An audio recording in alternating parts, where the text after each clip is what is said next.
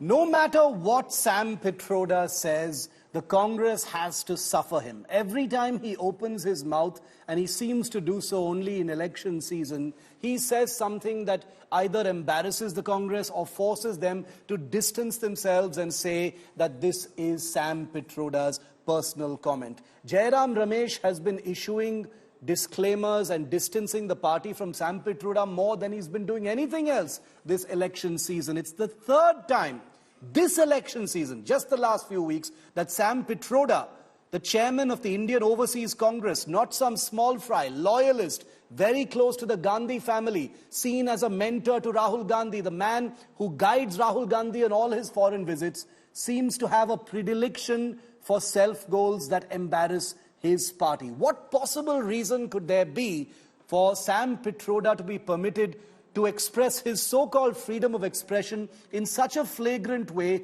that each and every time he gives an interview, opens his mouth, expresses his freedom of expression, it always ends up embarrassing the party? Why does the Congress party suffer Sam Pitroda when there's so much at stake? Take a look at what happened. In Washington. Congress's self-goal-in-chief striking again with the disgusting racist rant at Indians.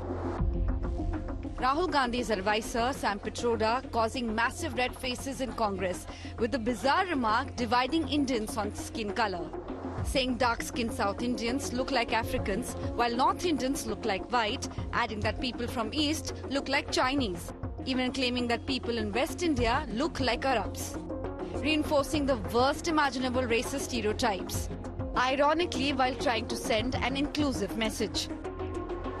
We are a shining example of democracy in the world. We have survived 70 years, 75 years in a very happy environment where people could live together, leaving aside few fights here and there. We could hold country together as diverse as India, where people on East look like Chinese, people on West look like Arab, people on North look like, maybe white, and people in South look like Africa. Doesn't matter. Pitroda's racist words sparked an immediate controversy, with an angry Prime Minister Narendra Modi tearing into Rahul Gandhi, asking him how dare Congress divide Indians on skin tone.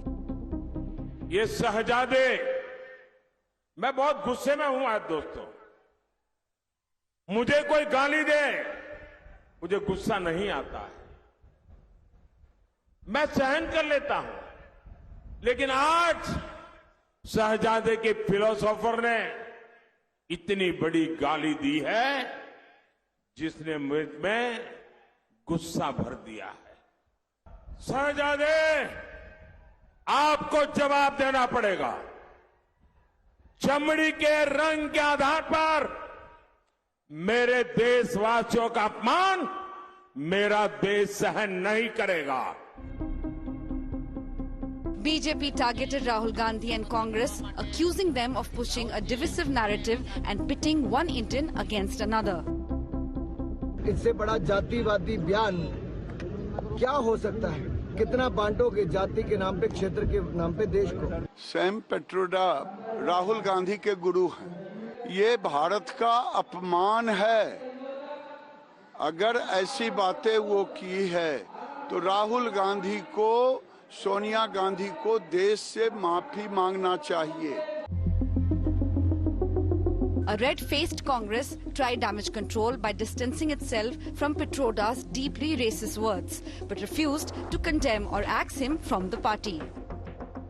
प्रधानमंत्री जो full toss पे खेलते हैं ना, तो इन्हीं फिजूल की बातों पे फुल टॉस खेलते हैं। मैं उनको चैलेंज करती हूँ, आप फुल टॉस खेलिए रोजगार पे, फुल टॉस खेलिए महंगाई पे, फुल टॉस खेलिए महिलाओं पे जो अत्याचार हो रहा है और जो अत्याचार कर रहे हैं उनको बचा रहे हैं, उस पे खेलिए। भारतीय राष्ट्रीय कांग्रेस इन उपमाओं से अपने आप को पूर्ण रूप से अलग करती है और इसका खंडन करती है। The opposition too went into defensive mode. Sam Pitroda America में बैठकर क्या बयानबाजी दे रहे हैं? ना हमें उससे कोई लेना देना है, ना ये देश का मुद्दा है, और ना ये देश उनकी कही हुई बातों पे किसी तरीके का रिएक्शन देना चाहेगा। जहां तक सैम पिट्रोडा के बयान का सवाल है, उस तरह के बयान का कहीं दूर दूर तक इंडिया गठबंधन का कोई भी व्यक्ति समर्थन नहीं करता। Sam Pitroda, also Congress's overseas chief, has a history of putting his foot in mouth during polls, backing inheritance tax, slamming Ram Mandir and calling middle class selfish. Let me tell you, in America, there is an inheritance tax.